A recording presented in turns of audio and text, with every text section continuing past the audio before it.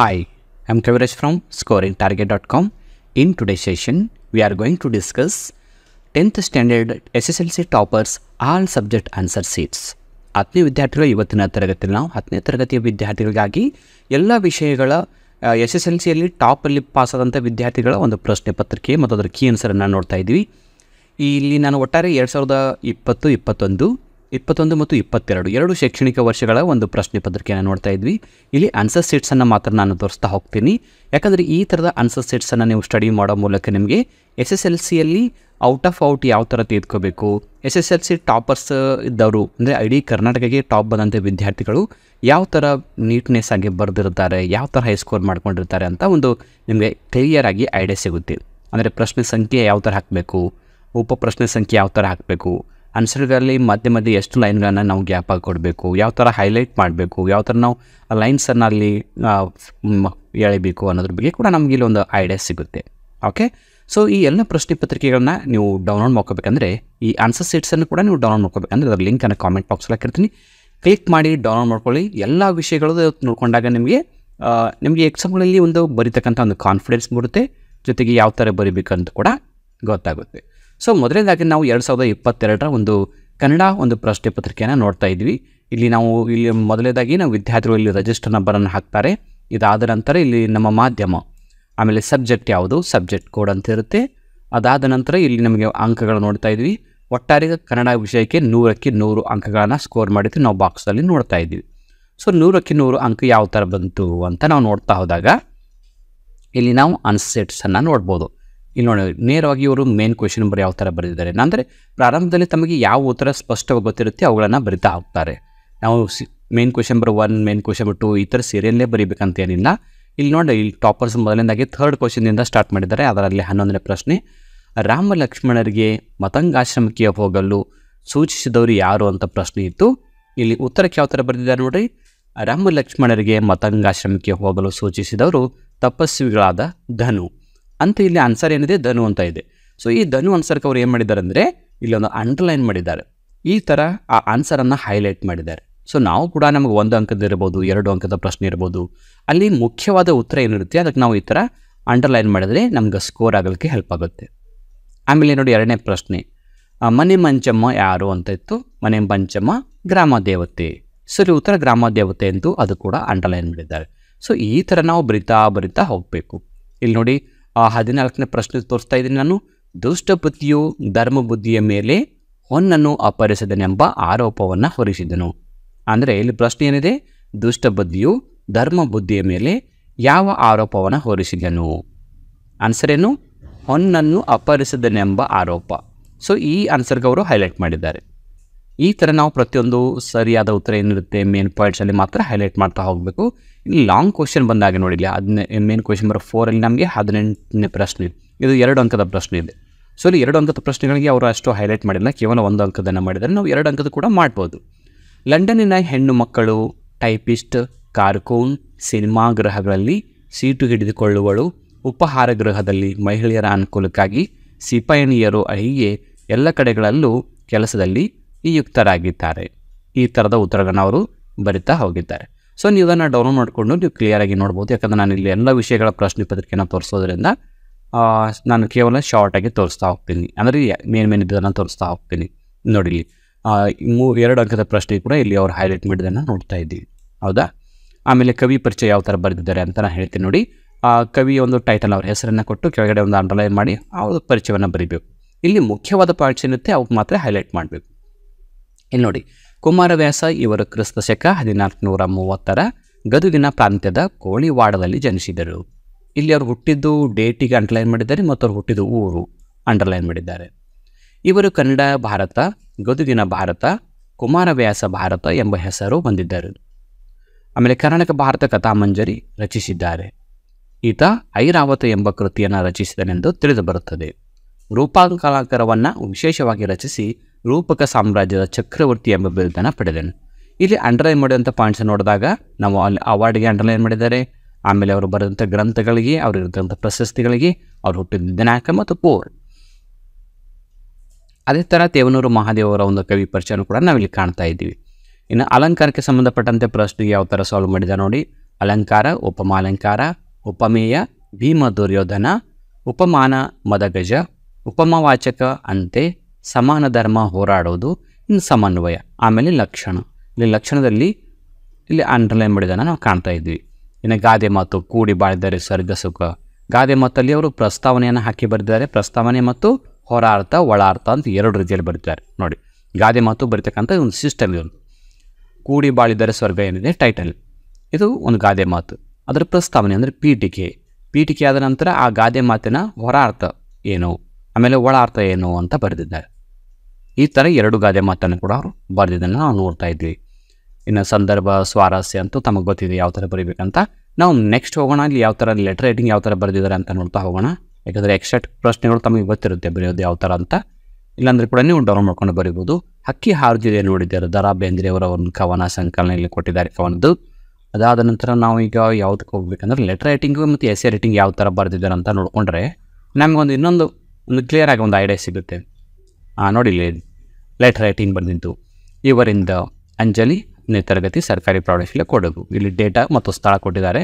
ಆಮೇಲೆ ಇವರಿಗೆ ಮುಖ್ಯೋಪಾಧ್ಯಾಯರು, ಸರ್ಕಾರಿ ಪ್ರೌಢಶಾಲೆ ಕೊಡಗು. ಇನ್ನು ಮಾನ್ಯರೇ ಬರೆದು ವಿಷಯ, ವರ್ಗಾವಣೆ ಪತ್ರ ಹಾಗೂ ಅಂಕಪಟ್ಟಿ ಕಳಿಸಿಕೊಡುವಂತೆ ಕೋರಿ. ನೋಡಿ ಯಾವ ಥರ ಇಲ್ಲಿ ಫಸ್ಟಿಗೆ ಫ್ರಾಮ್ ಅಡ್ರೆಸ್ ಇದೆ, ಆಮೇಲೆ ಟು ಅಡ್ರೆಸ್ ಇದೆ, ಆಮೇಲೆ ಇಲ್ಲಿ ಮಾನ್ಯರೇ ಅಂತ ಬರೆದು, ಆಮೇಲೆ ವಿಷಯವನ್ನು ಈ ಕಡೆ ಸೈಡಲ್ಲಿ ಬರೆದು, ಆಮೇಲೆ ಸಬ್ಜೆಕ್ಟ್ ಇದೆ. ಈ ಮೇಲ್ಕಂಡ ವಿಷಯಕ್ಕೆ ಸಂಬಂಧಿಸಿದಂತೆ ಅಂಜಲಿ ಆದ ನಾನು ನಿಮ್ಮ ಶಾಲೆಯಲ್ಲಿ ವ್ಯಾಸಂಗ ಮಾಡುತ್ತಿದ್ದು, ನಾನು 2020-21ನೇ ಸಾಲಿನ ಪರೀಕ್ಷೆಯಲ್ಲಿ ಉತ್ತೀರ್ಣನಾಗಿದ್ದು, ನನ್ನ ಮುಂದಿನ ವಿದ್ಯಾಭ್ಯಾಸಕ್ಕೆ ವರ್ಗಾವಣೆ ಪತ್ರ ಹಾಗೂ ಅಂಕಪಟ್ಟಿ ಅವಶ್ಯಕತೆ ಇರೋದರಿಂದ ನೀವು ನನಗೆ ಅದನ್ನು ಕಳಿಸಿಕೊಡಬೇಕೆಂದು ತಮ್ಮಲ್ಲಿ ವಿನಂತಿಸಿಕೊಳ್ತೇನೆ. ವಂದನೆಗಳೊಂದಿಗೆ ತಮ್ಮ ವಿಧಿಯ ಅಂಜಲಿ. ಇಲ್ಲಿ ಡೇಟ್ ಕೂಡ ಸ್ಥಳ ಹಾಕಿದ್ದಾರೆ ಮತ್ತು ಫ್ರಮ್ ಅಡ್ರೆಸ್ ಕೂಡ ಹಾಕಿದ್ದಾರೆ. ಇನ್ನು ಎಸ್ಸೆ ಬರೆದಿದ್ದು ನೋಡಿ, ರಾಷ್ಟ್ರೀಯ ಹಬ್ಬಗಳ ಮಹತ್ವ, ಪೀಠಿಕೆ, ವಿಷಯ ನಿರೂಪಣೆ. ವಿಷಯ ನಿರೂಪಣೆಯಲ್ಲಿ ಆಗಿರ್ತಕ್ಕಂಥ ಪ್ರಮುಖವಾದ ಜಯಂತಿಗಳನ್ನು, ದಿನಾಚರಣೆಗಳನ್ನು ಕೊಟ್ಟಿದ್ದಾರೆ. ಅವುಗಳ ಬಗ್ಗೆ ಸ್ವಲ್ಪ ಮಾಹಿತಿಯನ್ನು ಕೊಟ್ಟು ಕೊನೆಗೆ ಉಪಸಂಹಾರ. ಸೊ ಈ ಥರ ನಾವು ಬರೀತಾ ಹೋಗಬೇಕು. ಇದಾದ ನಂತರ ನಾವು ಮುಂದಿನ ವಿಷಯ ನೋಡೋಣ. ಸಮಾಜ ವಿಜ್ಞಾನಕ್ಕೆ ಸಂಬಂಧಪಟ್ಟಂಥ ಒಂದು ಸಮಾಜ ವಿಜ್ಞಾನ ಕನ್ನಡ ಮಾಧ್ಯಮದ ವಿದ್ಯಾರ್ಥಿಗಳಿಗೆ 80ಕ್ಕೆ 80 ಅಂಕ ಇಲ್ಲಿ ಪಡೆದುಕೊಂಡಿದ್ದಾರೆ ಕಾಣ್ತಾ ಇದ್ವಿ ನೋಡಿ, ಔಟ್. ಸೊ ಸಮಾಜ ವಿಜ್ಞಾನ ಕೂಡ ಅದೇ ಥರ ಹೈಲೈಟ್ ಮಾಡಿ ಬರೆದಿರ್ಬೋದು. ಇಲ್ಲಿ 1 ಅಂಕದ ಪ್ರಶ್ನೆಗಳು ನೋಡಿ, ನೇರವಾಗಿ ಉತ್ತರ ಬರೆದಿದ್ದಾರೆ. ಇಲ್ಲಿ ಯಾವುದೇ ಸೆಂಟೆನ್ಸ್ ಇಲ್ಲ. ವಾಸ್ಕೋ ಡಿ ಗಾಮ, ಖಿಲಾಫತ್ ಚಳವಳಿ, ಅಲಿಪ್ತ ಚಳವಳಿ, ಈ ಥರದ 1 ಅಂಕದ ಪ್ರಶ್ನೆಗಳು. 2 ಅಂಕದ ಪ್ರಶ್ನೆಗಳು ಯಾವ ಥರ ಬರೆದಿದ್ದಾರೆ ಅಂತ ನೋಡ್ತೀವಿ. 2 ಅಂಕದ ಪ್ರಶ್ನೆಗಳಿಗೆ ನೋಡಿ, ಭಾರತ ಪ್ರಥಮ ರಾಷ್ಟ್ರಾಧ್ಯಕ್ಷರು ಬಾಬು ರಾಜೇಂದ್ರ ಪ್ರಸಾದ್, ಇಲ್ಲಿ ಫ್ಲೋವಿಂಗ್ ಲೈನ್ಸನ್ನು ಮಾಡಿದ್ದಾರೆ. ಈ ಥರ ಇಂಪಾರ್ಟೆಂಟ್ ಪಾಯಿಂಟ್ಸ್ಗಳಿಗೆ ಇಲ್ಲೆಲ್ಲ ಅಂಡರ್ಲೈನ್ ಮಾಡ್ತಾ ಹೋಗಿದ್ದನ್ನು ನೋಡ್ತಾ ಇದ್ದೀವಿ. ಅಂದರೆ ಇಲ್ಲಿ 1 ಅಂಕದ ಬದಲಾಗಿ 2 ಅಂಕದ ಪ್ರಶ್ನೆಗಳಿಗೆ ಅವರು ಹೈಲೈಟ್ಸ್ ಮಾಡಿದ್ದಾರೆ. ಇನ್ನು 3 ಅಂಕದ ಪ್ರಶ್ನೆ ಬಂದಾಗ ಬಕ್ಸಾರ್ ಕದನದ ಪರಿಣಾಮಗಳು ಕೇಳಿದ್ರು. ಇಲ್ಲಿ ಬಕ್ಸಾರ್ ಕದನದ ಪರಿಣಾಮಗೊಂದು ಟೈಟಲ್ ಹಾಕಿ ಕೆಳಗಡೆ ಒಂದು ಲೈನ್ಸನ್ನು ಮಾಡಿ ಅಲ್ಲಿ ಪಾಯಿಂಟ್ಸನ್ನು ಹಾಕಿ ಬರೆದಿದ್ದಾರೆ ಅವರು. ಇಲ್ಲಿ ಸುಮಾರು 6 ಪಾಯಿಂಟ್ಸನ್ನು ಕೊಟ್ಟು ಇಲ್ಲಿ ಸಸ್ಪೆನ್ಷನಿಂದ ಒಂದು ಅಂಡರ್ಲೈನ್ ಒಂದು ಗೆರೆಯನ್ನು ಹೊಡೆದು ಡಿವೈಡ್ ಮಾಡಿದ್ದಾರೆ. ಅಂದರೆ ಈಗ ಪ್ರಶ್ನೆ 17 ಮುಗಿದ ನಂತರ ಒಂದು ಲೈನ್ ಗ್ಯಾಪ್ ಕೊಟ್ಟು 2 ಲೈನ್ ಗ್ಯಾಪ್, ಒಂದು ಮಧ್ಯದಲ್ಲಿ ಗೆರೆ, ಆ ನಂತರ ಮತ್ತು ಸಹಾಯಕ ಸೈನ್ಯ ಪದ್ಧತಿಯ ನಿಬಂಧನೆಗಳು, ಈ ಥರ. ಸೊ ನಾವು ಈ ಥರ ಬರ್ತಾ ಹೋದರೆ ಏನಾಗುತ್ತೆ, ಒಳ್ಳೆ ಅಂಕವನ್ನು ಸ್ಕೋರ್ ಮಾಡ್ಕೋಬೋದು. ಆಮೇಲೆ ಗಣಿತ ವಿಷಯಕ್ಕೆ ಸಂಬಂಧಪಟ್ಟಂತೆ ನೋಡ್ತಿದ್ವಿ. ಸಬ್ಜೆಕ್ಟ್ ಮ್ಯಾಥಮೆಟಿಕ್ಸ್ ಮೀಡಿಯಂ ಕನ್ನಡ ಮಾಧ್ಯಮ, ಇಲ್ಲಿ ಕೂಡ 80ಕ್ಕೆ 80 ಅಂಕ ಪಡ್ಕೊಂಡು ನೋಡ್ತಾ ಇದ್ವಿ. ಔಟ್ ಆಫ್ 80 ಅಂಕ ಹೆಂಗೆ ಬಂತು, ಇಲ್ಲಿ ಮ್ಯಾಥಮೆಟಿಕ್ಸ್ನ ಪ್ರಶ್ನೆಯನ್ನು ಸಾಲ್ವ್ ಮಾಡ್ತಕ್ಕಂಥ ಮೆಥಡನ್ನು ನೀವು ನೋಡ್ತಾ ಹೋಗಿ, ಇದನ್ನು ಡೌನ್ ಮಾಡ್ಕೊಳ್ಳಿ ಮತ್ತು ಯಾವ ಒಂದು ಫಾರ್ಮುಲಾದಲ್ಲಿ ಯಾವ ಥರ ಆನ್ಸರ್ಗಳನ್ನು ಸಾಲ್ವ್ ಮಾಡಿದ್ದಾರೆ ಅಂತ ಕ್ಲಿಯರಾಗಿ ನೋಡ್ಕೋಬೋದು. ಇದಾದ ನಂತರ ನಾನು ಮ್ಯಾಥ್ಸ್ನ ಒಂದು ಇಂಗ್ಲೀಷ್ ಮಾಧ್ಯಮದ ವಿದ್ಯಾರ್ಥಿಗಳ ಪ್ರಶ್ನೆ ಪತ್ರಿಕೆಯನ್ನು ಕೂಡ ಇಲ್ಲಿ ಅವರ ಒಂದು ಆನ್ಸರ್ ಸೀಟನ್ನು ಕೊಟ್ಟಿದ್ದೀವಿ ಇಂಗ್ಲೀಷ್ ಮಾಧ್ಯಮದ ವಿದ್ಯಾರ್ಥಿಗಳಿಗೆ. ಅದಾದ ನಂತರ ನಾವು 2021 ನೋಡಿದ್ದೀವಿ. ಆಮೇಲೆ 22 ನೋಡಿದಾಗ ಇಲ್ಲಿ ಕೂಡ ಕನ್ನಡ ವಿಷಯಕ್ಕೆ ಸಂಬಂಧಪಟ್ಟಂತೆ 100 ಅಂಕದ ಪ್ರಶ್ನೆ ಪತ್ರಿಕೆ ಇದೆ. ಅಂದರೆ ಇದು ಇಯರ್ ಚೇಂಜ್ ಇದೆ. ಕನ್ನಡ ಪ್ರಶ್ನೆ ಪತ್ರಿಕೆ ನಾವು ಇಲ್ಲಿ 2 ಕಾಣ್ತಾ ಇದ್ದೀವಿ. ಒಂದು 2020-21, ಇನ್ನೊಂದು 22. ಆಮೇಲೆ ಇಲ್ಲಿ ಇಂಗ್ಲೀಷ್ ಇದೆ ನೋಡಿ, 2021-20-21 ಒಂದು ಪ್ರಶ್ನೆ ಪತ್ರಿಕೆ. ಇಂಗ್ಲೀಷ್ನಲ್ಲಿ ಕೂಡ 80ಕ್ಕೆ 80 ಅಂಕ. ಸೊ ಇಂಗ್ಲೀಷನ್ನು ಯಾವ ಥರ ಬರೆದಿದ್ದಾರೆ ಅಂತ ಸ್ವಲ್ಪ ನೋಡ್ತಾ ಹೋಗೋಣ. ಇಲ್ಲಿ ನೇರವಾಗಿ ಮೊದಲ 4 ಪ್ರಶ್ನೆಗಳು ಮಲ್ಟಿಪಲ್ ಚಾಯ್ಸ್ ಏನಿದ್ದು, ಮೇನ್ ಕ್ವೆಶ್ಚನ್ ನಂಬರ್ 1 ನೋಡಿ ಯಾವ ಥರ ಹಾಕಿದ್ದಾರೆ. ಮಾರ್ಜಿನಲ್ಲಿ ಮೇನ್ ಕ್ವೆಶ್ಚನ್ ನಂಬರ್ 1 ಅಂತ ಹಾಕಿ ಕೆಳಗಡೆ 1ನೇ ಪ್ರಶ್ನೆ ಉತ್ತರ ಆಪ್ಷನ್ ಕೊಟ್ಟು ಬಿ ಡೌನ್ ಇದೆ.